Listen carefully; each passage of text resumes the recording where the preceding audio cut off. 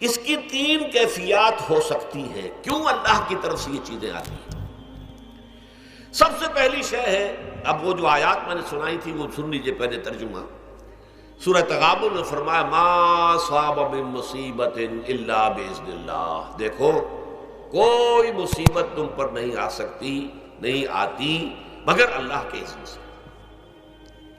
ومن یؤمن باللہ، اور جو شخص اللہ پر ایمان رکھتا ہو یہدی قلبہ، اللہ اس کے دل کو ہدایت دے دیتا ہے، اس کے دل کو سکون عطا کر دیتا ہے، وہ راضی برضائے رب ہو جاتا ہے، اس میں شکوہ نہیں رہتا، اس میں شکایت نہیں ہوتی، اس میں تلخی نہیں ہوتی، کیوں ہو گیا، کیسے ہو گیا، کیوں ہو گیا، نہیں ہونا چاہیے، نہیں دیتے۔ یہ سارا جو پیچ آدمی کھاتا رہتا ہے نا اندر ہی اندر، وہ جو پیچ کھا رہا ہے، یہ سب پیچ سے نجات نہیں گئی۔ برو کشید سے پیچا کہ ہست و بود مرا، چے اقدہا کے مقام رضا کشود مرا۔ یہ پیچ کھانا جو ہے، پیچا کے ہست و بود، اس سے اللہ تعالیٰ نے مجھے نجات دے دی ہے مقام رضا کے ذریعے سے۔ کتنے بڑے بڑے عقدے میرے حل ہو گئے اس مقام رضا سے، چے اقدہا کہ مقام رضا کشود میرا، میرے تو بہت سے عقدے اس سے حل ہو گئے۔ اس حوالے سے ایک موٹی بات تو یہ ہو گئی، لیکن اب اس کو تین حصوں میں تقسیم کیجیے۔ پہلی بات یہ کہ یہ اللہ کی طرف سے آزمائش کے طور پر آتی ہے۔ آزمائش، میرا بندہ اس پر صبر کرتا ہے یا نہیں، یا میرے خلاف بکواس کرنے پر آمادہ ہو جاتا ہے۔ اللہ تو ایسا ہے، اللہ نے تو ہم پر کبھی کرم کیا ہی نہیں ہے، اللہ تو ظالم، معاذ اللہ معاذ اللہ معاذ اللہ۔ کہیں ایسا تو نہیں، میرا بندہ جو ہے تکلیف کو جھیلتا ہے میری وجہ سے، یہ سمجھ کے کہ اللہ کی طرف سے آئی۔ یہ سب جو ہے یہ بہت بڑی کامیابی ہے اگر انسان کو حاصل ہو جائے۔ اور اس صبر کے نتیجے میں دو اور باتیں پیدا ہوتی ہیں۔ یہ مضامین علیحدہ علیحدہ دروس کے اندر آتے رہے ہیں، لیکن آج ایک نئے عنوان کے تحت جمع ہو کر آ رہے ہیں۔ پہلی بات یہ ہوتی ہے کہ یہ امتحان کا نتیجہ کیا نکلتا ہے کہ آپ نے ایک امتحان پاس کیا تو آپ کے اگلے درجے میں ترقی ہو جاتی ہے۔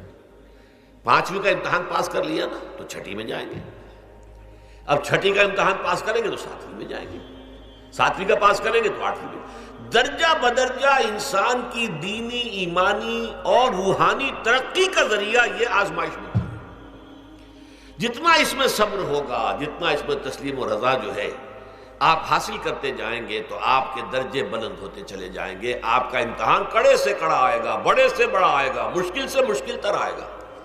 ایک وقت میں ایم اے کا امتحان بھی آپ کو دینا ہوگا، ایک وقت میں ہو سکتا ہے پی ایچ ڈی کے لیے تھیسس آپ لکھیں، پھر اس کے اوپر جو ہے ٹیم بیٹھی ہوئی اور آپ سے وہ بحث کرے، جرا کرے آپ سے، وہ بھی کرنا ہوگا۔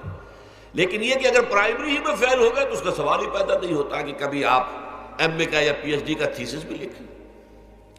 اور اسی کو دوسرے انداز میں کہا گیا ہے قرآن مجید میں، وَلِيُبْلِيَ الْمُؤْمِنِينَ مِنْهُ بَلَاءً حَسَنًا۔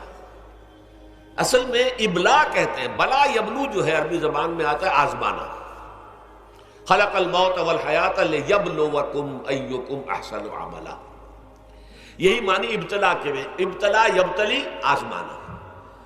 ابلا یبلی جو آتا ہے باب افعال سے، اس میں آتا ہے کسی کو کسی تکلیف میں ڈال کر اس کو نکھارنا، کہ اس کا جوہر نکھر جائے، اس کے اندر جو خیر ہے وہ اور چمک جائے، لوگوں کو بھی معلوم ہو جائے کہ یہ شخص اس مقام کا اہل ہے، اس کے اندر یہ صلاحیت ہے، اس میں یہ قوت موجود ہے۔ تو یہ گویا کہ اہل ایمان کی صلاحیتوں کو نکھارنے کے لیے اور ان کے درجات کی ترقی کے لیے بھی اللہ تعالیٰ دنیا کے اندر یہ مصیبتیں اور امتحانات جو ہیں آزمائش کے حوالے سے افراد پر بھی اجتماعی طور پر بھی لاتا ہے۔ اور ایک اس کا اور بھی ہے، اہل ایمان پر اس طرح کی ابتلاء و آزمائش کی ایک نوعیت اور بھی ہے، اور وہ یہ ہے کہ جو بھی آپ سے غیر ارادی طور پر، یا یہ کہ آپ نے کوئی گناہ ارادی طور پر بھی کر لیا، اللہ تعالیٰ اس کی سزا اسی دنیا میں دے کر آخرت کی سزا سے محفوظ کر دیتا۔ گویا کہ اس سے بڑا خیر کیا ہوگا؟ یہاں کی سزا کیا ہے؟ جھیل لی آپ نے، بخار آ گیا، ٹانگ ٹوٹ گئی، چلیے 3 مہینے آپ بستر پر پڑے رہے نا، اور کیا ہوا؟ کچھ نہیں۔ لیکن یہ کہ آخرت کی سزا ملتی ہے، بہت عظیم ہوتی ہے۔